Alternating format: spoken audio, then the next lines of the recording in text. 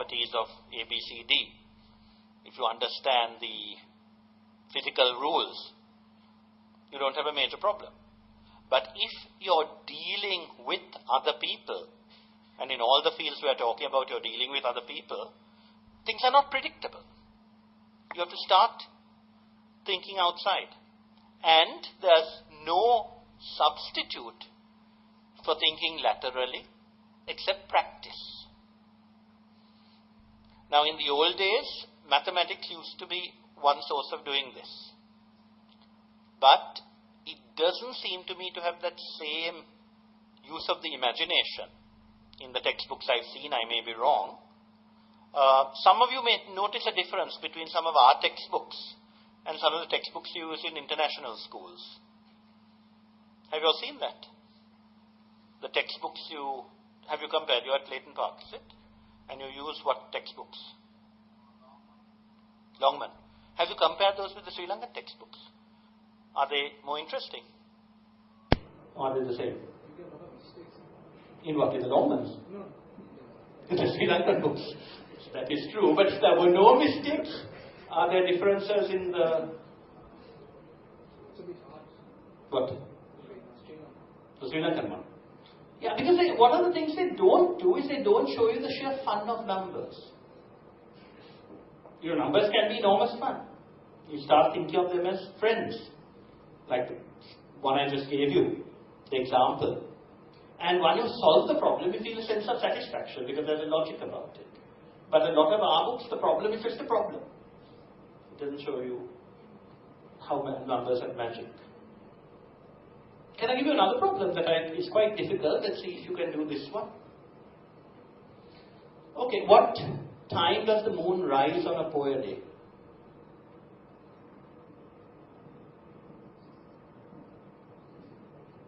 No one knows.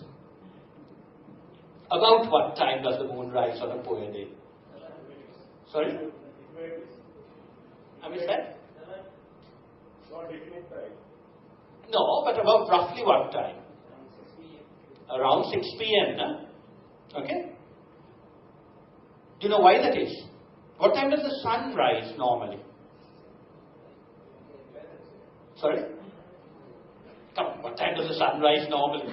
I know at your age you tend to get up about 8 in the morning, but so you never see sunrise. But what time does the sun rise normally? Yeah, given that Sri Lanka is not quite on the equator, it varies between about 5:30 and 6:30. No? So roughly, shall we say it rises at 6 a.m.? So why does the full moon rise at 6 p.m.?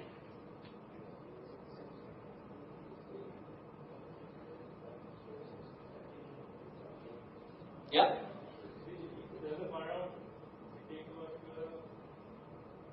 Take 12 hours. No, the reason, and this is something I'm always astonished, but let me tell you, I didn't know it when I was your age, so there's no reason why you should know it. But the moon is full because it is at 180 degrees to the sun. It's opposite the sun. That is why it's full. So on the day the moon rises exactly opposite the sun, it is full. Or the moon is full when it is 180 degrees from the sun. So the sun comes up at 6 a.m. It's going down at 6 p.m. The moon is here at 6 a.m. opposite the sun. Okay, now you've learned something new. Okay, now my next question, how often does a poor day occur? Sorry? No. Both those answers are okay, but they're not precise. You're obviously much better children than I was, because the first thing I would do at the beginning of the year is calculate when the Poya holidays were. Because I thought that extremely important. When are holidays? So roughly how often do you get a Poya holiday? Not 28. It varies between 29 and 30. It's either 29 or 30. Okay? I can see you're obviously much better students than I was. A big thing in my life is when is the next Poya day. Actually, I'm still doing that. As a parliamentarian, I get a holiday on a poor day. Always very welcome. Okay, so every 29 or 30 days. Right? Let us, for the moment, say it's 30 days. Now I'm going to ask you a question which is very difficult, but you can get the answer logically if you think. Today, let's say on a poor day, the moon rises at 6 p.m. Okay? 30 days later, it is going to rise at 6 p.m. What time does it rise the day after the poor day?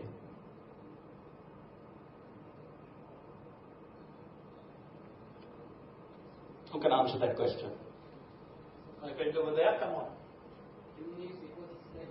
Sorry? Yeah. On the poor day, it rises at 6 o'clock. Okay? Because that's why it's a poor day. 180 degrees opposite the sun. 30 days later, it also rises at 6 o'clock. The next poor day. 180 degrees opposite the sun. What time does it rise on the day after the poor day? 6:1. No? Sorry? No? Come on, think. Sorry?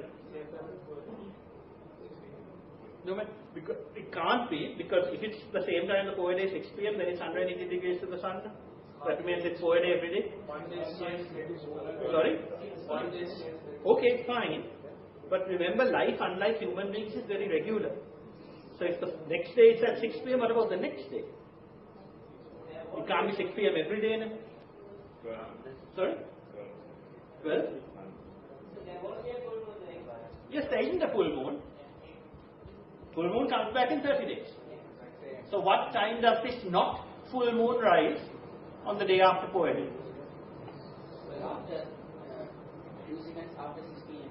Few seconds. Few minutes. Few minutes. How many minutes? 2 minutes. 1 or 2 minutes. Come on, you did something for me just now. You calculated 1 and 1, 1 to 2, 2 to 6, 6 to 24. So now tell me about the moon. I mean, I used to do this with the military academy cadets. Much more important for them. If you're fighting in the middle of the night, you need to know when the moon is going to rise. No? If you're going for an expedition with the army, right? You can't sort of run around in the jungle when the moon is full. You have to know when it's not full. But come on, one person here should be able to tell me. I usually find in a class of about 50, one person can give me the answer. June 27th, last week. Was that poor day? No, June 25th. It rose at 6 p.m. Sorry? Very good. Right. Good. I'm very pleased. It was very quick. Who else can give me that answer? She said about 45 minutes. 6:48. Even better. Brilliant. Oh, I'm very impressed. You got there more quickly than most students do. I mean, both those answers are perfect, but that was very good. You understand? Not got it yet. It's very simple. The moon is regular. Therefore, if it rises so many minutes later tomorrow, the next day must be the same. Okay? You know, you can't have a moon saying today I'm rising at 6, tomorrow I'll rise at 5 past 6, the next day I'll rise at 7, the next day I'll rise at 9. The moons are not like human beings. They have to follow laws. So it's very simple. You divide 30 days. You divide the number of minutes between 6 p.m. and 6 p.m., which is 24 times 60, no? Divided by 30. You understand? You follow? 24 hours, 60 minutes in an hour, that's the number of minutes. If you divide that by 30 days, you get 48 minutes. No? You understand? So tomorrow it's 6:48, the next day it's 7:36. That's extremely good. You'll probably get a wonderful job at some time. Right? I'm very interested. Much quicker than most people. But the only reason I gave you that question is it's the type of exercise we need to keep doing to work out how to find answers to problems. Answering a problem is not a matter of inspiration. It's a matter of looking at what has happened in the past and judging how those rules will apply for the future. Okay? Another very simple answer, and I always say this with regard to our ethnic problem. We have in Sri Lanka what has been described as an ethnic problem. And you look at it and think, how can you solve it? Because it led to so many problems. 2 years ago, we would have said we can't solve it. On the one hand, you have a terrorist group. How do you deal with that? On the other hand, you have Tamil people who feel they have real problems. They don't want to be terrorists, but they need a better life. Okay? On the other hand, you have an education system that doesn't allow Sinhalese and Tamils to talk to each other. Because the poor Sinhalese have to learn only Sinhalese. I'm not talking about you, all of you can talk English. The poor Tamils have to learn in Tamil. In the rural schools, neither learns English properly. So they grow up and they don't know how to talk to each other. It's not their fault. I used to find this at my university. The Sinhalese students would come and the Tamil students would come and they couldn't talk to each other. But because we made them learn in English, within 6 months they were talking to each other and getting together to fight with me. Earlier they were thinking we don't like each other. Being students, they got very friendly as soon as they could and then spent all their time attacking the dean. Fair enough. I was quite pleased to see them working together to do this. Okay? So here you have a lot of problems. How do you solve them? If you thought you were going to get a solution for everything, it would have been impossible. Okay? But if you divide it into small problems, you can solve the small problems more easily. And you'll find that if you solve 3 or 4 of these small problems, first you have to deal with terrorism. Now the government had managed to do that. How are we going to improve communications between people? Government is trying to do that through making people learn the other languages. Okay? So we are hoping that Sinhalese children will learn Tamil, Tamils will learn Sinhalese, and all of them will learn English to talk to each other. Not easy, you have other problems then, how do you get enough teachers and so on. But at least you're making a start. Right? So once you start getting yourself certain rules and understanding the basis of the problems, you can then start thinking in terms of resolving each problem as quickly as you can. And on the whole, you can identify certain rules. You have to remember that there are variables. You know what a variable is, no? What does variable mean? Able to change. So, if every country has an ethnic problem, and don't forget we are not the only ones. Malaysia had its problems, Singapore had its problems, Cambodia has its problems, England now has problems, okay?